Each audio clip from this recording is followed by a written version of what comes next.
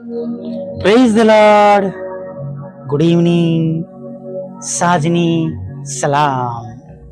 પ્રભુ ઈસુ તમને આશીર્વાદ આપો. આમેન. Praise the Lord. ક્રિસમસની સાંજ છે નહીં, અને દિવસના અંતના ભાગમાં જઈ રહ્યા છે. હજી પણ ઘણો આનંદ છે, ઉત્સાહ છે. હજુ જાણે સેલિબ્રેશન બાકી છે. હજુ ઘણા બધા લોકો એકબીજાને મળી રહ્યા છે, અને ઘણા બધા લોકો પ્રભુમાં પુષ્કળ ખુશ છે, આનંદિત છે કે અમારા માટે ઉદ્ધારક તારનારે જન્મ લીધો, અમને પાપોના બંધનમાંથી છોડાવ્યા, અમને અનંત જીવન મળ્યું, અમારા માટે તેઓ બારણું બન્યા, અમારા પાપોની માફી આપી, અને 39 ફટકામાં તેમણે અમારા બધા રોગોને આવરી લીધા. હાલેલુયા. અને ખરેખર ઘણા બધા લોકો પ્રભુના લીધે હર્ષ પામી રહ્યા છે, આનંદિત છે. એટલા માટે પણ કે આજે જન્મદિવસ મનાવ્યો છે જે ઉદ્ધારક તારનારનો, કે તેઓ હવે બહુ જલ્દીથી લેવા પણ આવનાર છે. હાલેલુયા. Praise the lord. અને જો કંઈ આખા દિવસ દરમિયાન સારું દેખાયું ના હોય તો ચિંતા ના કરતા. હાલેલુયા. અમે પણ એવી ઘણી ક્રિસમસ જોઈ છે, એક યા બીજા કારણે દુઃખી હોય, નિરાશ હોય, હતાશ હોય. મેં એક વખત કહ્યું હતું ને, 25 ડિસેમ્બરની સાંજે 7:15 મારા મમ્મી પ્રભુમાં ઊંઘી ગયા હતા. અને એવા ઘણા બધા ઘરો છે કે જેમના ઘરોમાં ક્રિસમસના અઠવાડિયામાં, ક્રિસમસના દિવસે, આગલા દિવસે તેમના ઘરોમાં તેમના વાલા સ્વજનોનું મરણ થયું છે નહીં. અને ચોક્કસ એવા પ્રસંગો પણ આપણી આસપાસ છે, પણ સર્વમાં દેવની ઈચ્છા પૂરી થાવ અને એવા સર્વ લોકોને પ્રભુ હમણાં સ્વર્ગીય દિલાસો આપો. Praise the lord. Hallelujah. Even મારા પોતાના ઘરમાં પણ તમે જાણો છો એમ કે મારા પપ્પાને પણ કેન્સરથી તેઓ અસરગ્રસ્ત છે. પણ આપણા દેવને તો બધું મુમકિન છે. તેઓ આજે પણ એ જ પ્રભુ છે કે જેઓ જ્યારે પૃથ્વી પર હતા ત્યારે જે કહેતા હતા, બોલતા હતા, એ જ પ્રમાણે થતું હતું નહીં. કે જે લંગડો માણસ હોય એને પણ સાજો કરતા હતા, લૂલો માણસ હોય એને પણ તેઓ સાજો કરતા, તાવને ધમકાવતા હતા અને તાવ જતો રહેતો હતો, આંખો પર હાથ મૂકતા હતા અને આંખો તેમની સારી થઈ જતી, આંખોથી દેખાતું હતું.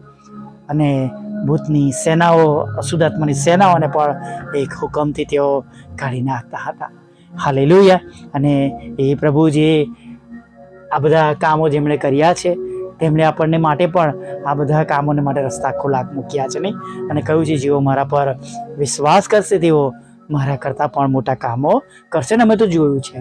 હાલેલુયા. તમે પણ જોયું હશે. પણ મારો એવો ઘણો બધો અનુભવ છે કે જ્યારે હું પ્રભુમાં નહોતો ત્યારે એ બધી બાબતો પર વિશ્વાસ કરતો ન હતો, પણ જ્યારે પ્રભુમાં આવ્યો પછી જોયું કે પ્રભુના નામમાં બોલવા દ્વારા કેટલા મોટા કામો થાય છે, ચમત્કારો થાય છે. હાલેલુયા. અને માટે પ્રભુના વચન પ્રમાણે આજે પણ તમે અને હું પ્રભુના નામે ઘણા બધા કાર્યો કરી શકીએ છીએ. પણ યાદ રાખે, તેમના પર વિશ્વાસ કરનારા. હાલેલુયા. પણ વિશ્વાસ કરનારા નો મતલબ એવો પણ છે કે તેમના જેવું જીવન જીવનારા, શુદ્ધ અને પવિત્ર જીવન જીવનારા. પછી દારૂ પણ પીએ અને ક્વાયરમાં પણ વગાડીએ અને કેરલ્સમાં પણ વગાડીએ અને આપણા ઘરોમાં પણ સ્તુતિ આરાધના કરીએ, બીજી મિટિંગોમાં પણ જઈએ, પણ શરીર શુદ્ધ નથી કરતા, અપવિત્રતા છે, તો એનો કોઈ હાસિલ નથી. બીજાઓને આશીર્વાદિત કરતા એ બીજાઓને માટે ઠોકરરૂપ છે નહીં. અને કેમ કે એવું કરવાથી, એવી રીતે રહેવાથી જે બાબત આપણે પ્રભુ માટે છોડવી જોઈએ એ છોડી શકતા નથી, તો પ્રભુ પ્રત્યેનો શેનો પ્રેમ? મેં પણ તમને કહ્યું હતું નહીં, મારી સાક્ષી આપી હતી કે હું પણ પડીકી ખાતો હતો, અને મને મારા પ્રભુના સેવકમાં એક મિત્ર જેવા પ્રભુના સેવકે કહ્યું કે તમે ભલે ગમે એટલું વગાડો પણ તેનું કોઈ તમને હાજિર નથી, કેમ કે તમારા મોંમાં અશુદ્ધ વસ્તુઓ જઈ રહી છે જે દેવને અપ્રિય છે. કેમ કે તમે તમારા શરીરને અમંગળ કરો છો, કેમ કે એ શરીર જે પ્રભુનું રહેવાનું સ્થાન છે ત્યાં તમે તમાકુને ભરો છો. અને ખરેખર મને બહુ લાગી આવ્યું. મને થયું, પ્રભુ જ્યારે હું તમારી પાસે આવું અને મને એવું સાંભળવા મળે કે હું તને ઓળખતો નથી. અને મેં એ દિવસે પડીકી મૂકી દીધી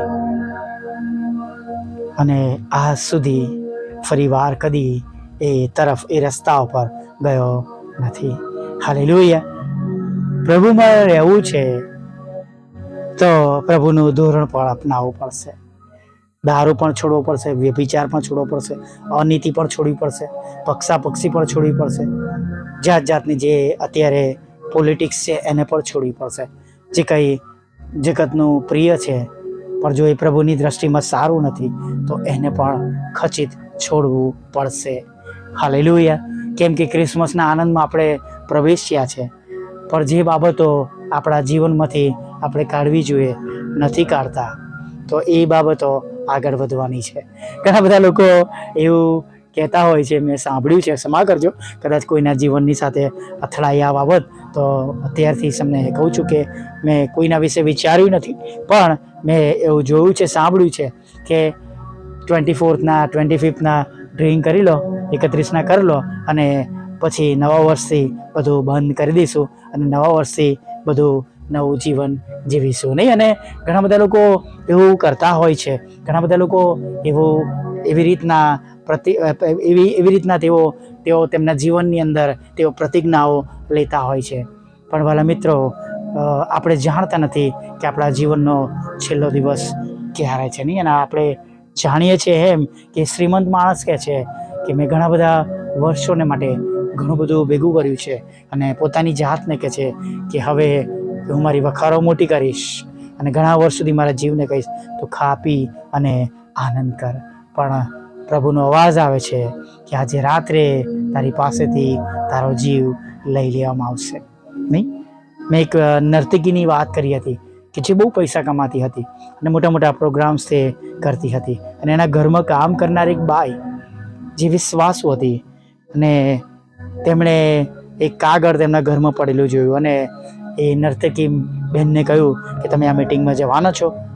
તો કે મારે જવું છે, કે બધા ઘણા લોકો સારી વાત કરે કે હું પણ જવાની છું. પ્રભુના સેવક બહુ સુંદર વચન આપે છે અને આત્માથી ભરપૂર ત્યાં સ્તુતિ આરાધના થાય છે અને જીવન બદલી નાખનાર એ સંગત છે. અને નર્તકી બેન કે હું જઈશ, અને એમણે વિચાર્યું કે હું એવી રીતના મારી ગાડી પાર્ક કરીશ કે મને ગમશે તો રોકીશ, ને તો ફરી ત્યાંથી નીકળી જઈશ.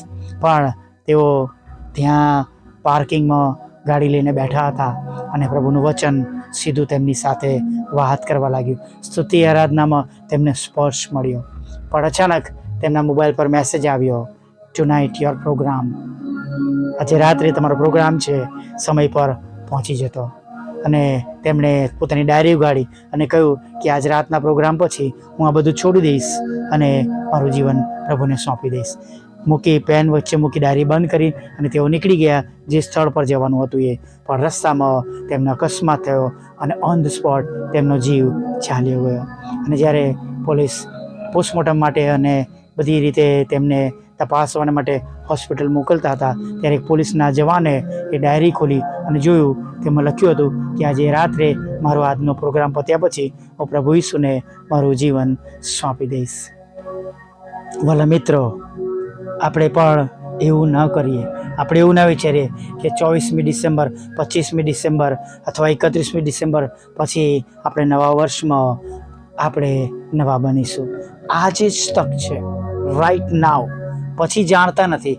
જે પ્રભુના માટે મૂકવાનું હોય, જે છોડવાનું હોય, આજે મૂકી દઈએ. કાલ પર આપણે વિશ્વાસ ના રાખીએ. હમણાં રાઈટ નાવ સેવા કરવી છે તો હમણાં જ ઊભા થઈ જાઓ. દારૂ છોડો છો તો હમણાં જ છોડી દો. તમાકુ છોડવી છે તો હમણાં જ છોડી દો.